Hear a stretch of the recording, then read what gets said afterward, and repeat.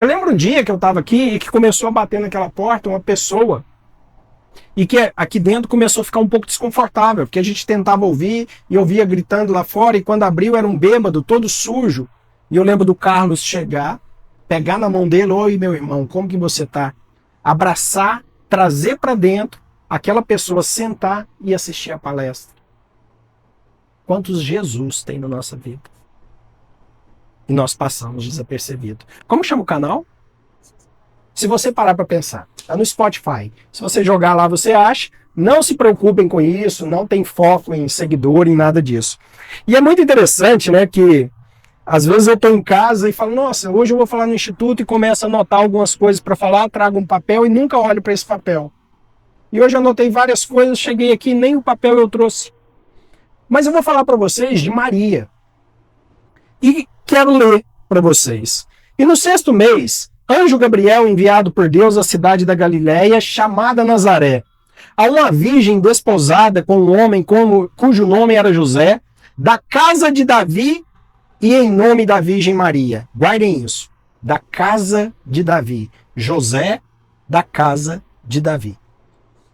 E entrando o anjo, aonde ela estava, disse: salve, agraciada, o Senhor é contigo, bendita és tu entre as mulheres. E vendo-o, ela turbou-se muito com aquelas palavras que considerava que saudação seria essa. Disse-lhe então o anjo: Maria, não temas, porque achaste graça diante de Deus, e eis que em teu ventre receberás e darás à luz a um filho, e por-se-ás o nome de Jesus. Este será grande, e será chamado Filho do Altíssimo, e o Senhor Deus lhe dará o trono de Davi, seu pai. E eu queria começar com isso. E é interessante que eu preparava para fazer uma abordagem, e de repente eu esqueço o papel e me traz uma outra abordagem. Eu fico olhando para esse mundo de hoje, onde a gente segue quase que uma receita de bolo inconsciente, efeito manada, seguindo tudo aquilo que os outros estão fazendo, que a gente vê em reportagens, rede social e tantas coisas que a gente sabe que roubam o nosso tempo no dia a dia. E uma das grandes coisas que a gente vê hoje é receita de sucesso, de como conduzir melhor o seu tempo, como ter sucesso na vida, como ganhar 1 milhão em 7 dias. Isso é receita para tudo, é curso para tudo. É uma perfeição de vida. E quando nós olhamos para essa coisa que nos turva a visão, que nos deixa com a visão distorcida, sempre em busca de sucesso, de mais, de poder, de representatividade, eu fico pensando: e se a gente tivesse um sucesso desse na vida?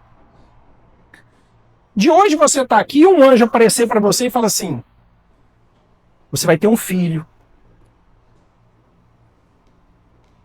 O nome dele vai ser Jesus. E ele vai ser o Salvador do mundo. Estaria preparado para isso? Para ser o pai de Jesus? A mãe de Jesus? Qual é o sucesso que a gente sonha? É um sucesso perante ao pai ou é esse mundo? Então a primeira coisa que me vem à cabeça, imagina a responsabilidade dessa mulher jovem ao receber essa notícia. E uma das coisas que eu acho interessante de pensar é que Jesus escolheu ser homem, como qualquer um de nós, um ser humano. Ele poderia ter vindo de qualquer maneira. E talvez essa seja a grande diferença de Adão. Porque Adão já nasceu homem. Ele não foi preparado. Mas Jesus fez a opção de nascer do ventre de uma mulher, de uma virgem, e passar por todas as dores e sofrimentos que qualquer ser humano tem na vida. Ele passou pelos processos que muitas vezes nós pedimos para não passar. Que toda vez que um processo aparece na nossa vida, uma dor, aquilo que saiu do nosso plano, a gente pergunta: por que eu? Será que eu mereço passar por isso? Se até o próprio Jesus passou por esses processos, onde ele aprendeu como ser humano, não no sentido aprender, né? Porque se é Jesus, filho do Pai, filho de Deus, ou Deus Pai, Deus Filho, Deus Espírito Santo, Claro que ele não precisa aprender, mas ele fez a opção por ter carne, por habitar a sua alma e o seu espírito em um corpo como nós, por viver todos os processos. E quando eu pensava em falar sobre Maria, a única coisa que me vinha na cabeça é força. Porque não sei se vocês sabem, nós homens entendemos qual é a dor de um parto. É semelhante à gripe que a gente tem, não é? Um homem, quando está gripado, ele vai para a cama, deita, e a mulher chega e fala assim, você tá bem? Nossa, tô ruim demais. Então, quem já teve a oportunidade de presenciar um parto, sabe que a mulher tem uma força extraordinária, que não nos cabe julgar, e que ela não precisa provar. E isso é fantástico. E quando eu penso que eu venho falar em Maria, às vezes dá medo. No mundo hoje a gente tem medo de qual assunto abordar, porque algumas religiões não aceitam Maria. Igual tem pessoas que falam assim, mas tem religião que venera santos de barro. Você pode explicar o quanto for que não é imagem de barro, é apenas você olhar para alguém que buscou uma perfeição. Tem pessoas hoje que eu vejo e falo assim, gente, esse cara poderia ser um santo. Um santo no sentido de ter dedicado uma vida à caridade, ao outro, ao próximo, ao bem. Quem é capaz de questionar o que Madre Teresa de Calcutá fez? Uma santa. O que quer dizer isso, ser santo? Se espelhar em Jesus.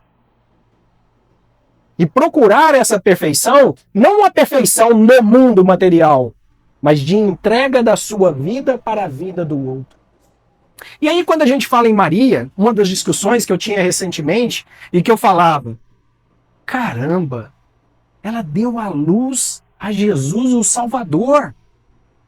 Como que a gente não pode, como que a gente ousa a não olhar para essa mulher com um olhar especial? E dessa passagem da Bíblia é o que deu origem à Ave Maria, cheia de graça. O Senhor é convosco. Bendita sois vós entre as mulheres, e bendito é o fruto do vosso ventre, Jesus. Isso é maravilhoso. A mulher que carregou no seu ventre o Filho de Deus. E quando nós pensamos nisso, eu quero trazer um pouquinho atrás. Porque se você parar para pensar, um dos maiores passos evolutivos da humanidade foi ficar de pé. Vocês sabiam disso? Porque quando libera as nossas patas dianteiras do chão, nos permite essa habilidade manual que nós fazemos isso que nós fazemos com o mundo. Mas o preço disso é que a mulher de pé ela expulsa a criança do seu ventre em um tempo menor. E a criança precisa de muito cuidado. Enquanto a gente observa outros animais, até um parênteses, né? Na minha casa eu coloquei comida lá para os canarinhos, eles vieram, fizeram um ninho. E o interessante é que eu colocava comida no chão e os pombos batiam nos canarinhos por causa da comida. Espantava eles, não deixava eles lá comer. Eu coloquei um comedouro no alto, os canários começaram a ir lá e hoje os pombos vivem das migalhas que os canários deixam cair. Isso é uma lição de vida para mim. E eles fizeram um ninho e esses lobinhos lá chocaram. Deu 2 semanas, os filhotes, ó, bora. Já nascem quase que prontos. Se você olhar um bezerro que acabou de nascer, no mesmo dia ele fica de pé. Ele anda. E nós precisamos de cuidados. E quando eu penso nesse cuidado, o que me remete à maternidade é que um dos maiores gestos de doação é a mãe se dispor a gerar uma criança no seu ventre. Um dos maiores atos de caridade que pode existir. Quando ela abre mão da sua vida, do seu corpo, para gerar uma criança no seu ventre e dedicar a sua vida a cuidar dessa criança. E isso me leva a entender que, diferente dos outros animais, fortemente nós estamos nessa vida para nos relacionar. E não faz sentido se não for o relacionamento entre nós. E eu me vejo cada vez nós nos fechando mais, seja por medo, seja por ganância, insegurança, qualquer motivo que seja, mas não entendendo que o sentido da vida é sair da casca, é se entregar à perfeição, é entender que você não é perfeito, mas você vive em busca do seu melhor. E quando nós passamos por esse raciocínio de estar sempre buscando o nosso melhor, nos relacionando e sendo grato à nossa mãe, não interessa como ela é. Não interessa se sua mãe te abandonou. Não interessa se sua mãe te maltratou, se ela abusou, se ela não ofereceu aquilo que você esperava. Que ela nem tem essa obrigação de te oferecer o que você esperava. Mas pelo simples fato de ter se disposto a gerar a sua vida, você é eternamente grato a ela. E quando eu passo o pensamento por Maria, eu fico imaginando uma mulher jovem que recebe a notícia que vai ser a mãe de Jesus, o Salvador do mundo, que não era casada e que uma das punições era o apedrejamento em praça pública. E se fosse nós? Quem não gostaria de ver o seu filho bem-sucedido, reconhecido pelo seu trabalho, pela sua palavra, pela sua dignidade, pela caridade? E de repente ela recebe isso no seu ventre, mas sabe de todos os riscos que ela pode passar. Como que nós nos comportaríamos diante disso? Então, quando eu paro para trazer Maria para o lado humano e que vejo pessoas preocupadas em discutir a bandeira religiosa, onde se ela era virgem, não era virgem, se ela é santa, se ela não é santa, eu fico pensando qual o sentido de pegarem uma coisa tão pequena e não explorar a maravilha disso. Quando eu olho para Maria, eu penso nessa jovem, recebendo a notícia, correndo o risco de ser apedrejada, não fez pré-natal, não fez chá revelação, não fez chá de fralda, não tem o berço. E aí começa um censo onde as pessoas têm que serem cadastradas onde nasceu, e José precisa ir para Belém com Maria grávida em um burrinho, e quando chega, todos foram para Belém para fazer o censo e não tem hospedagem. Então imagina sua esposa no último ano, no último mês de gravidez, você em outra cidade viajou 150 quilômetros de burro, procurando uma hospedaria, ela quase dando à luz e você não tem para onde ir. Você carrega o rei e dá à luz em uma manjedoura, numa colcheira. E nós procurando o reconhecimento, a ostentação. E Jesus nasce numa manjedoura. A gravidez não podia ser exposta para não ser apedrejada. E quando Maria fica grávida, que ela já sabe quem é Jesus e o que vai acontecer, qual o propósito que ele veio, imagina a responsabilidade sobre ela. E eu tenho falado muito aqui da série The Chosen. Vocês baixam o aplicativo e assistem lá de graça. E que ele narra isso muito bem. Tem duas passagens. Uma que eu quero contar para vocês, que é dessa série. E outra que é do documentário do Ayrton Senna. Que quando tá naquela festa de casamento e que acaba o vinho, e que Maria vai até Jesus e fala para ele, Jesus, o vinho acabou. Ele fala, e aí? Por que você está me falando isso? O que eu tenho a ver com vinho, né? Que isso, mãe? Deixa eu aqui divertir. Aí ela fala assim, Jesus, acabou o vinho. Aí ele fala, mãe, a minha hora ainda não chegou. E aí esse deu origem àquele outro tema que eu abordei. Que é se não agora, quando? E aí, quando me diz, na Bíblia diz, ninguém chegará a mim por outro. Peraí. Então quer dizer que você nunca quis alguma coisa, pediu pro seu pai fala não. Aí você vai falar assim, mãe, fala com meu pai. Vê lá, você tem um jeitinho de falar com ele, convence ele a deixar. E quando Maria fala isso para Jesus, ela vira as costas e diz: faça tudo o que ele mandar. Na certeza de que o milagre aconteceria. Esse é o papel da mãe na nossa vida. Ai de mim se a minha mãe não tivesse me ensinado o temor a Jesus. Por quantas vezes eu poderia ter me tornado uma outra pessoa diferente do que eu sou? Mas eu pensava, eu não posso dar essa tristeza à minha mãe. Lembro quando eu servia no exército e que as pessoas usavam droga e que passava por mim e eu dizia não. E toda aquela coisa de quem tem 18 anos e sabe a pressão que é, eu pensava, minha mãe vai ficar feliz por eu não usar. Esse é o poder da mãe. Da que articula. E hoje nós falamos muito em empoderamento. Talvez vocês sabem o que é aquilo. Do pai tá falando alguma coisa, a mãe olhava assim, bem. Todo mundo já viveu isso, não já? Bem. Aí ele continuava assim, bem, acabou. Isso é empoderamento. Essa é a força da mulher. Penso na minha avó, que morou na fazenda. Teve 14 filhos. Alguns morreram, 11 viveram. Nunca faltou nada.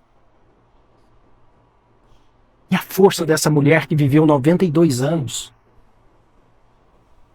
Que hoje qualquer coisa a gente chora, esperneia, não é do jeito que eu queria.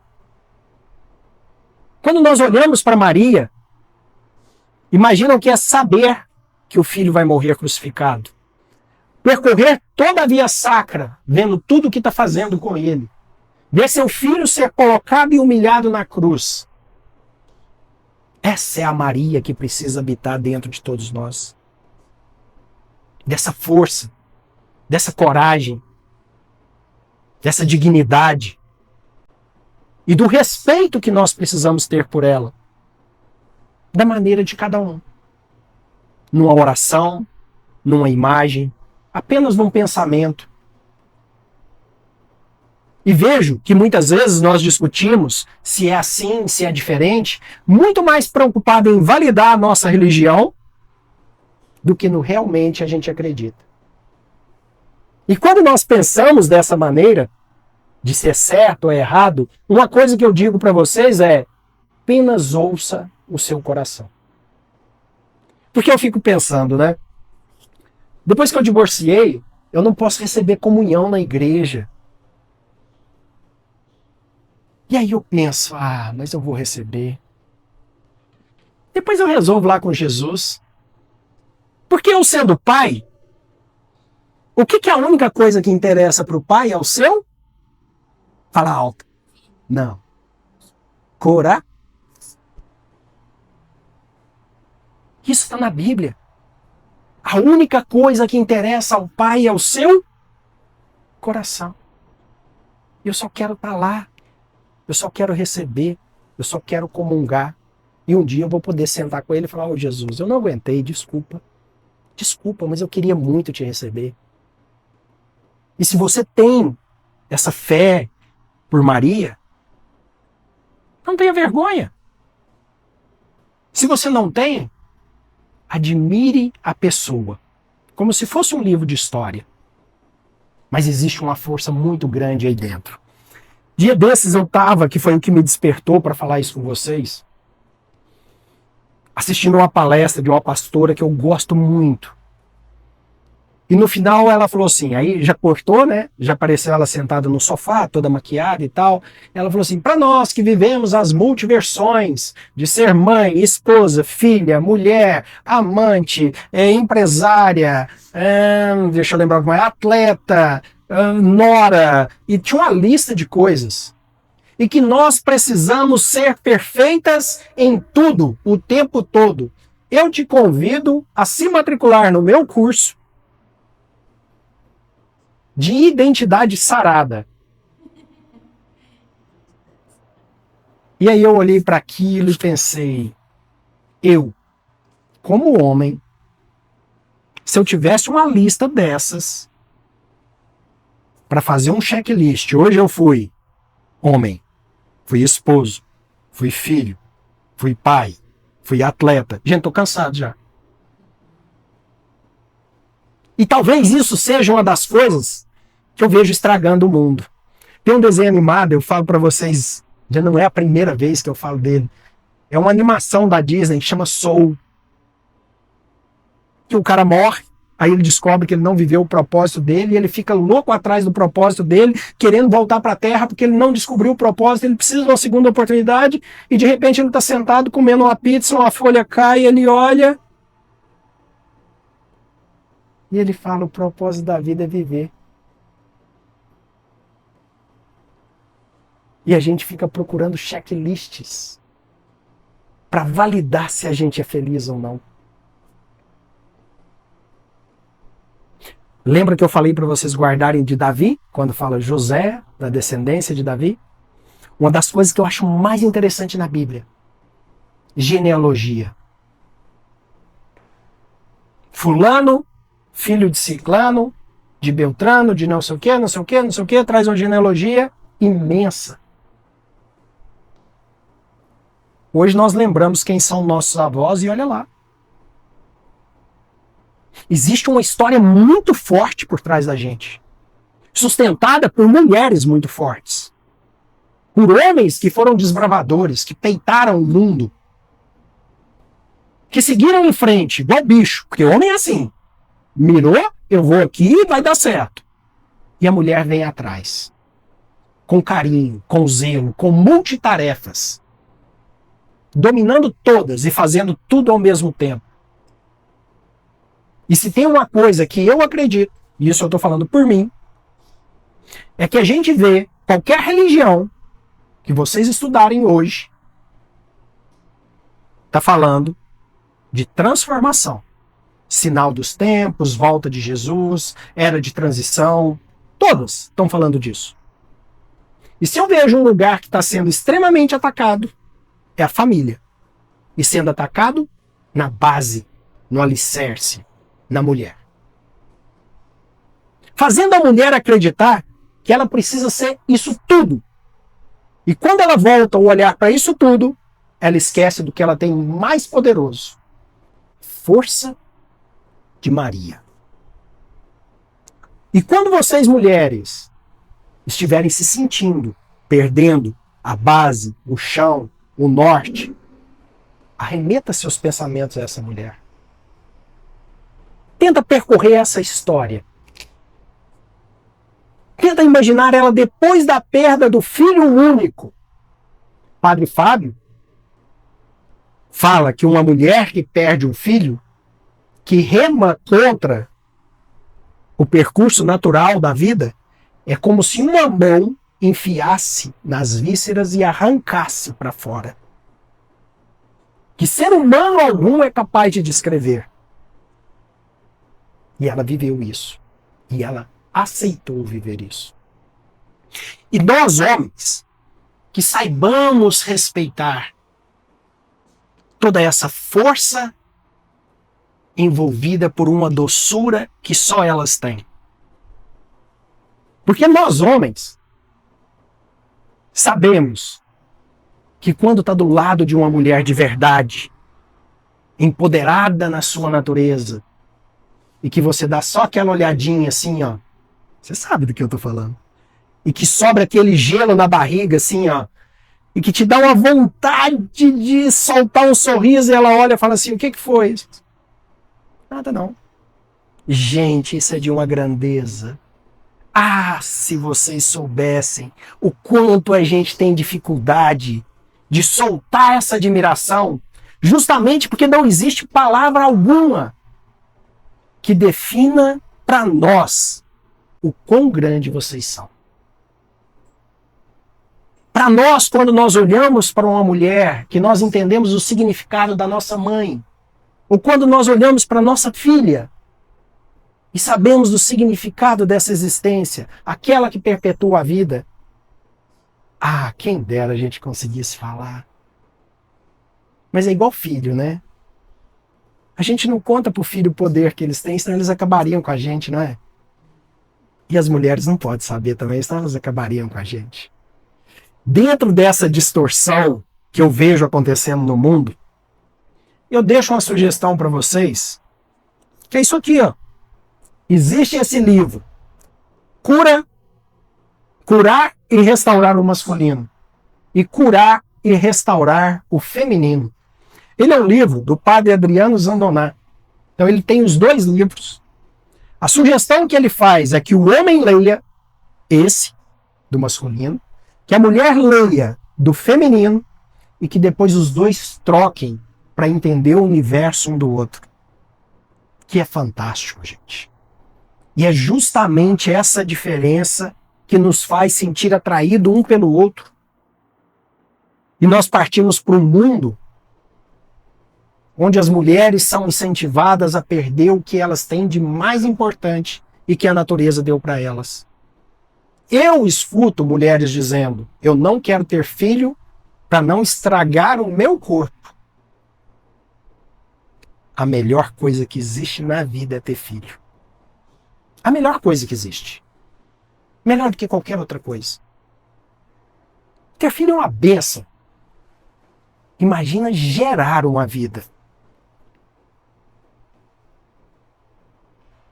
E aí você pode pensar: mas eu não casei, eu não pude ter filho, eu não sei o que é gerar. Nós nunca saberemos o que é o instinto materno de vocês. Quando eu vejo uma mulher disputando, eu fico pensando a força que elas fazem para ser o que a gente faz com naturalidade. Porque o homem é isso. O homem é logo frontal. O homem não se importa. E a mulher fala assim: não vou importar. Não vai importar, mas a cabeça tá...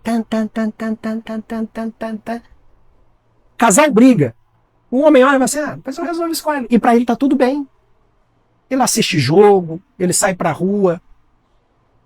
Ele sabe que ele vai voltar e resolver. E a mulher fala: eu não tô nem aí também não. Mas a cabeça dela fica: vai ter, na hora que eu encontrar com ele eu vou falar, porque se ele acha que vai ficar assim, não vai mesmo. Eu não tô nem aí pra ele, ó. Não me importo, também vou sair pra rua, vou procurar minhas amigas, encontro as amigas, e o que ela fala com as amigas? Ele fez isso, e ele vai ver. Tá lá desabafando com os amigos dele. Ele tá com os amigos dele falando bobeira, contando piada, rindo. São dois mundos. Não foi feito para disputar. Foi feito para se completar. E eu encerro dizendo para vocês: tomem posse dessa força que só vocês têm.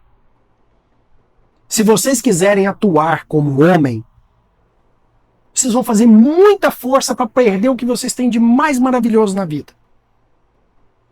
E a última coisa que a gente quer é disputar. Você quer disputar com alguém? Você quer disputar com alguém?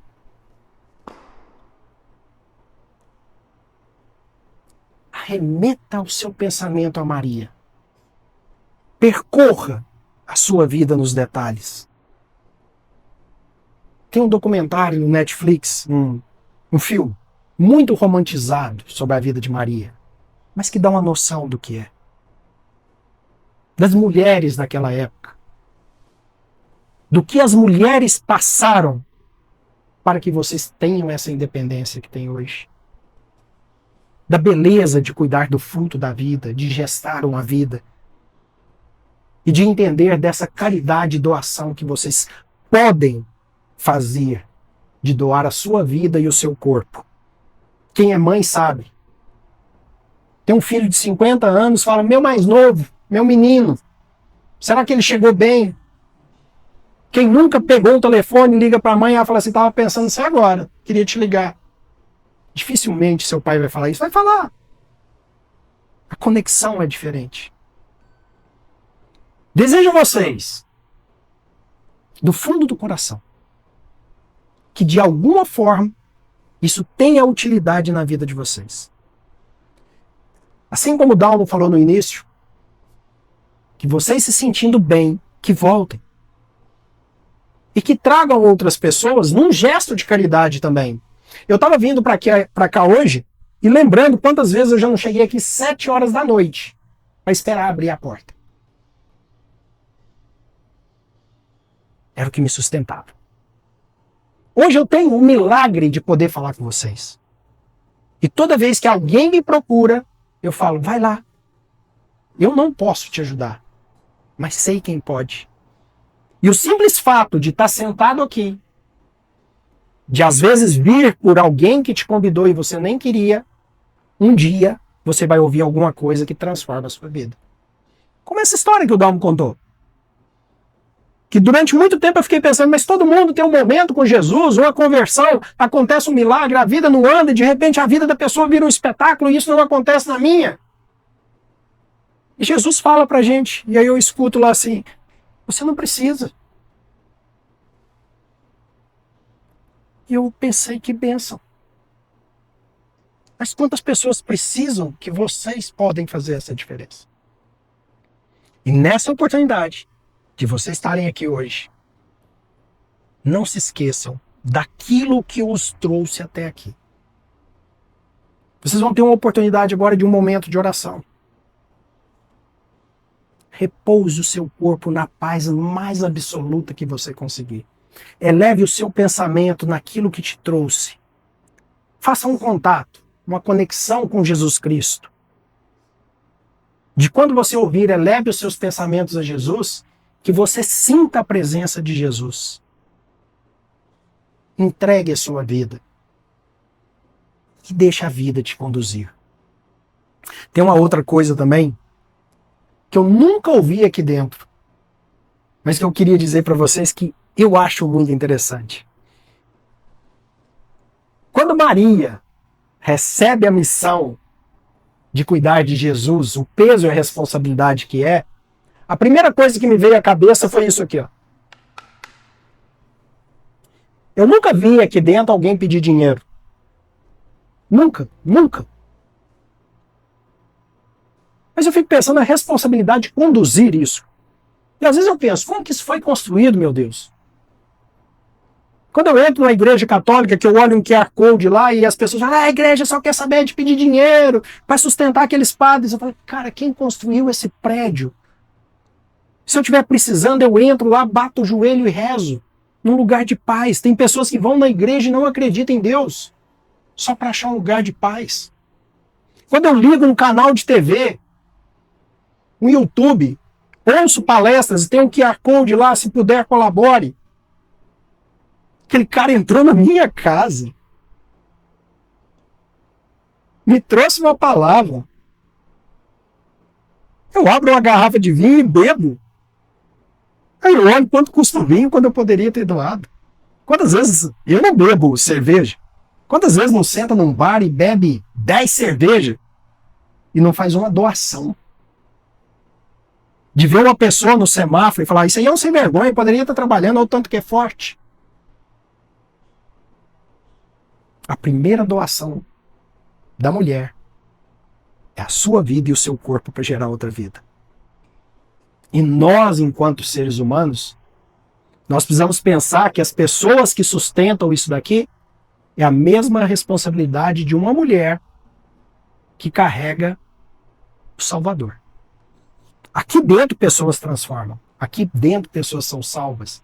Nas igrejas que a gente critica, mas que a gente não faz 1% do que eles fazem.